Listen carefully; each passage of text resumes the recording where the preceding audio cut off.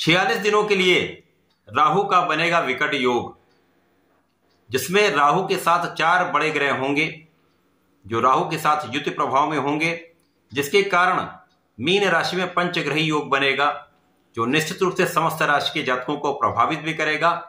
कुछ समस्याएं भी होंगी परंतु कुछ लाभ भी यहां पर प्राप्त होंगे।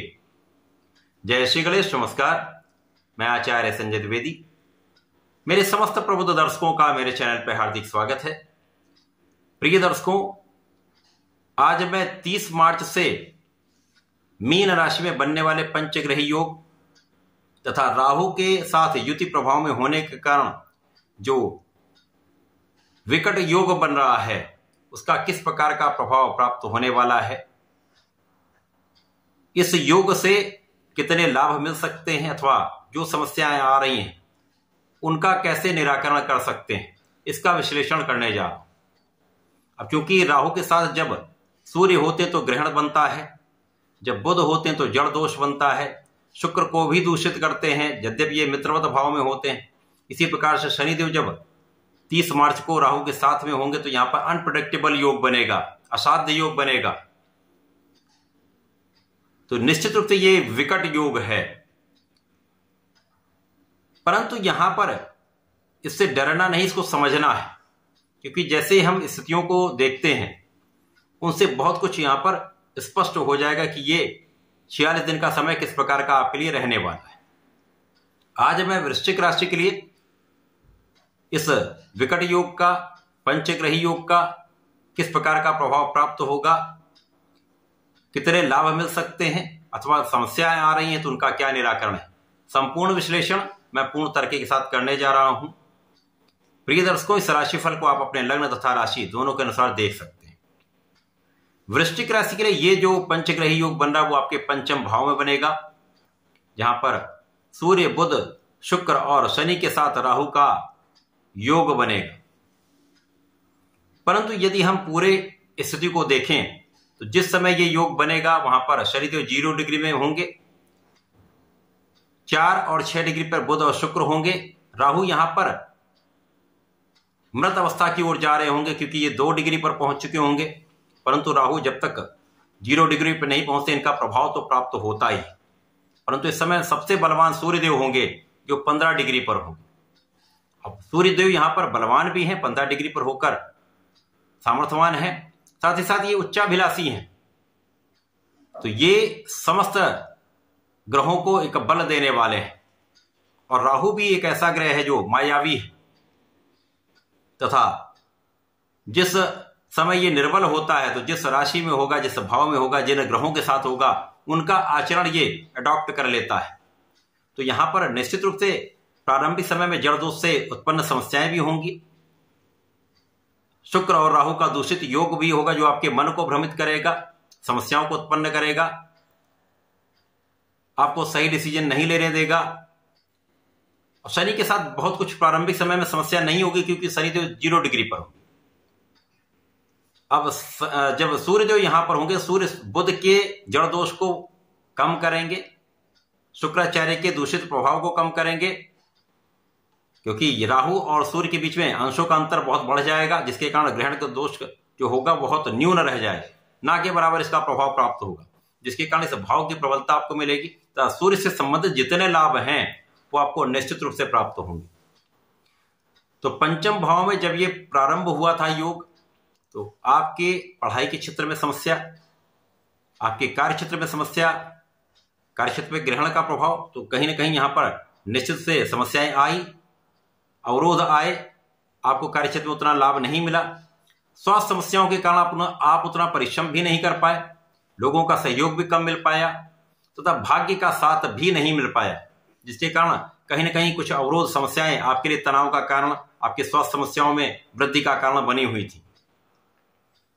परंतु जैसे जैसे ये गोचर आगे बढ़ेगा तो 18 मई आते आते राहु मृत अवस्था में चले जाएंगे, 0 डिग्री पर पहुंचेंगे और शनिदेव 5 डिग्री पर पहुंच जाएंगे। इस बीच सूर्यदेव उच्च राशि में पहुंचेंगे, बुध और शुक्र वक्री होंगे, वक्री के पश्चात बुध का मार्गी काल भी होगा जो अप्रैल में होने वाला, उसके पश्चात ये बलवान होकर अगली राशि में प्रवेश करेंगे। तो बहुत कुछ स्थितियां आपके पक्ष में होने वाली हैं। अब यहां पर पंचम भाव धीमे धीमे प्रबल होने लगेगा, आपका ज्ञान अच्छा होने लगेगा। तो जो आपके डिसीजंस में, आपके निर्णयों में जो समस्या आ रही थी, समझ में नहीं आ रहा था किस प्रकार का हम कार्य करें या किस दिशा में हम जाएं, वो समस्या यहां पर निस्तारित होंगी। जो देरी हो रही थी वो समस्या कम होगी। पढ़ाई में जो मन आपका नहीं लग पा रहा था, भ्रमित हो रहा था मन, वो समस्या दूर होगी। धीमे धीमे यहां पर आपका पढ़ाई में मन लगने लगेगा, आपका आत्मबल अच्छा होने लगेगा। तो आप पूर्ण रूप से अपने पढ़ाई में लगकर एक अच्छा परिणाम प्राप्त करने वाले हैं। इसी प्रकार से जो लोग प्रतियोगिता परीक्षा की तैयारी कर रहे थे, उनका मन विचलित हो रहा था, इस समय में अभी तक जो समस्याएं रही उसमें या तो आपका आत्मबल कम हो जाता था अथवा अति आत्मविश्वास आपके लिए समस्या का कारण बना हुआ था, जिसके कारण अच्छे परिणाम नहीं मिल पा रहे थे। अब ये समस्याएं दूर होंगी, संतान की स्वास्थ्य की समस्या दूर होगी, संतान से क्लेश दूर होगा, संतान से मतभेद दूर होंगे तथा आगे के लिए जो आपका लाभ है वो उसके मार्ग बनने लगेंगे। क्योंकि आपके प्रयास के बाद भी अभी तक उतना लाभ आपको नहीं मिल पा रहा था, क्योंकि राहु ने इसको बाधित किया हुआ था। आपकी इच्छाओं की पूर्ति नहीं हो पा रही थी। अब आपके कार्यों में प्रगति भी होगी जैसे जैसे ये गोचर आगे बढ़ेगा। तो जो लोग नौकरी के लिए प्रयासरत थे उनको नौकरी मिलेगी, नए कार्य क्षेत्र में जाना चाहते थे तो उनको नया कार्य क्षेत्र मिलेगा। जो लोग व्यापार की वृद्धि करना चाह रहे थे व्यापार में वृद्धि का अवसर मिलेगा। जो लोग ऋण के लिए प्रयासरत थे व्यापारिक भाव को प्रबल करने के लिए, वो ऋण उनको प्राप्त होगा, जिससे उनके व्यापार का, उनके कार्य क्षेत्र का विस्तार होगा। धन की समस्याओं का अवरोध दूर हो जाएगा, धन का सही आप एडजस्टमेंट कर पाएंगे, धन का सही इन्वेस्टमेंट कर पाएंगे तथा इस समय स्वास्थ्य की समस्याएं कम होने लगेंगी। जब तक राहु जीरो पर नहीं जाता कुछ ना कुछ समस्या यहां पर अवश्य होगी। जितनी आपकी एक्सपेक्टेशन है, जितनी आपकी क्षमता, जितनी आपकी योग्यता है, उतनी मात्रा में आपको धन या लाभ उतना नहीं मिलेगा। परंतु जैसे जैसे ये गोचर 18 मई की ओर आगे बढ़ेगा, आपके लाभ में वृद्धि होगी, लाभ के कई अवसर आपको मिलेंगे, धन प्राप्ति के नए मार्ग बनेंगे, कार्य क्षेत्र में प्रगति के कई मार्ग मिलेंगे, सफलता प्राप्ति के कई अवसर आपको प्राप्त होंगे तथा यहां पर पद वृद्धि का लाभ आपको मिलेगा। आपके इस वर्ष के लिए यहां पर ही नींव बन रही है।